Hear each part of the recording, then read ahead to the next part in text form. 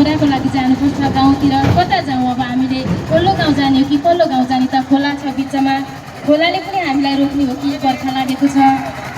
छोड दे साइली यो गन्थन नगर अब छोड दे त पनि भोकाकी छस् म पनि काम गर्दा गर्दा खेतमा भोकाएको छु तर मुटुको कलेजाको टुक्रो त छोरो आएको छ भनेर अलिकति छोरोलाई बोलाउनु पर्यो सागर ए सागर बोला न त जे भए पनि आमा पाउँदा अलि हेला गर्ने भनेर त्यो बोल्दैन पनि मदेखि टाढा टाढा भएर बस्छ त जन्मदिने आमा हो नि त के गर्नु आमा भएपछि सन्तान भनेको मुटुका टुक्रा हुन् सन्तानको माया जति गल्ती गरे पनि कहिले पनि आफ्नो सन्तानको गल्ती देखिँदैन त्यही भएर त छोराछोरी मुटुका टुक्रा भनिन्छ नि हाम्रो छोराले गल्ती गर्यो या गरेन थाहा छैन तर मास्ला घरका डिठो बाले हामीलाई भ्रममा पारिदिनु भयो जस्तो छ हाम्रो छोरो बिग्रेला जस्तो त छैन सागरका बा त्यही पनि म एकचोटि बोलाउँछु खोज्न त जान्छु कुनै गाउँ गएको छ कि त्यही पनि ए सागर सागर त्यो नआइकन त खाना पनि कसरी खानु ए छोरो हाम्रो सागर हाम्रो छोरो आछ यता देख्नु पो हाम्रो छोराहरूलाई हजुर कसरी देख्नु भएन आउँदैछ छोरा आउँदैछ सागर बाबा हाम्रो छोरो कहीँ कसैले पनि देखिन भन्छन् त कहाँ गएको होला कतै गयो होला खोइ अब कहाँ खोज्न जाने हामीले छोरालाई भन्नुहोस् त अनि यो त हाम्रो छोरो जस्तो छ त कि म रन भुइँमा परे अनि सागर होइन यो सागर हाम्रो छोरो हो त यो अनि म त सपना देखेको छु कि विपरा देखेको छु सायद आज के भइरहेछ म पनि आँखा बाँधेर भरे मेरो सागर बाबा के गर्नु हाम्रो छोरो त होइन जस्तो लाग्यो मलाई त डाक्टर पढाउन भनेर काठमाडौँ एमबिबिएस डाक्टर पढाउन भनेर सबै बेचेर पठाएको छ आज अरूहरूको मैले हामीले हुन्डा बटै गरेर खानु परेछ हाम्रो सागरै जस्तो लाग्यो छोरो बाबु के भयो बुढा बाबु छोरो के अवस्था हो बाबु सन्चै त छस् बाबु त मलाई सन्चै छ बा अनि तिमीलाई के छ यस्तो अवस्थामा हुन्छ आज तिमीलाई लागेको घाम हुने बाबु त के हुनु नि यो तेरो यस्तो अवस्था देखेर म लज्जित भएँ छोरो लज्जित भएँ बाबु के को लज्जित के भएर लज्जित भएर बा मेरो छोरो डाक्टर हुन्छ मेरो छोरो राम्रो हाम्रो समाजको सेवा गर्छ गाउँको सेवा गर्छ यो हालत कसरी भयो भने लाछे अलिकति भने कसरी बनाइसियो हालत कसरी बनाइस् मलाई राम्रो शिक्षा दुनियाँको छोराछोरीले आफ्नो छोराछोरीलाई आफ्नो अगाडि राखेर पढाउँछ ऊ गर्छ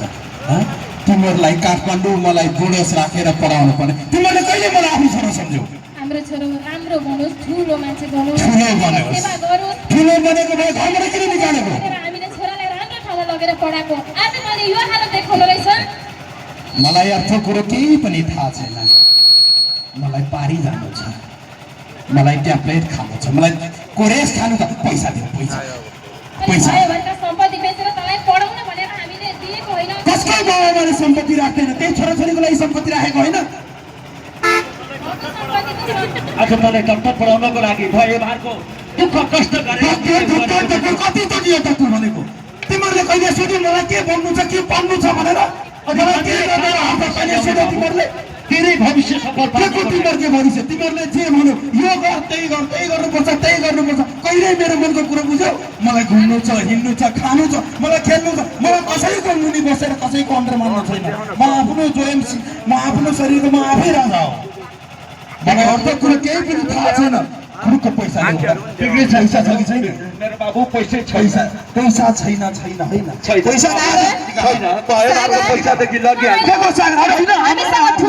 कहिले पनि ठुलो स्वर नबोल्ने छोरा आज कसरी ठुलो स्वरले बोलेर आज हामीलाई किन दर्द गर्दैछ छोरा मोबाइल दिएका थिए त्यो बाबु नगर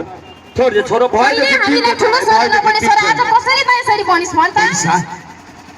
कसरी यस्तो भनिस् छोरा तँलाई कसले बनायो भन् त आमै तँ त मेरो मुटुको टुक्रा हो छोरा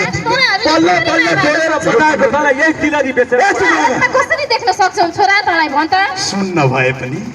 यसको 1000 2000 आउँछ आमै निकाल छिटो यो कानको सुन निकाल कानको सुन निकाल के हो नगर बाबु नगर बाबु सागर यार आपको जन्म दिने आमा जन्म दिने आमालाई के को जन्म दिने आमालाई आमा नभए पैसा निकाल्नु भए पैसा धन नभए दुनियाँको आमाले छोड्दैन के दिन्छन् पैसा तिमीहरू पैसा दिन सक्दैन मलाई खानु छ किन गर्नु बाको बाउलाई कुटेर मैले मारिस होइन चाहिने जमिन प्राण बचाउँ हामीले छोराले तैँले आफ्नो बेहाल बनाइदिएर बाउआमाको नि बेहाल बनाइस छोरो राम्रो बनोस् भनेर राम्रो ठाउँमा पुर्याइ राम्रो पनि भाग्छ कि भाग्दैन यहाँबाट खुलुक्क गएर माइतबाट अनि पैसा लिएर आउँछौ पैसा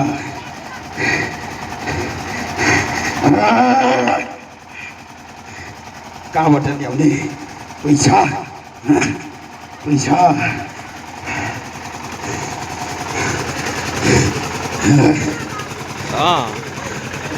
हटिरहेछ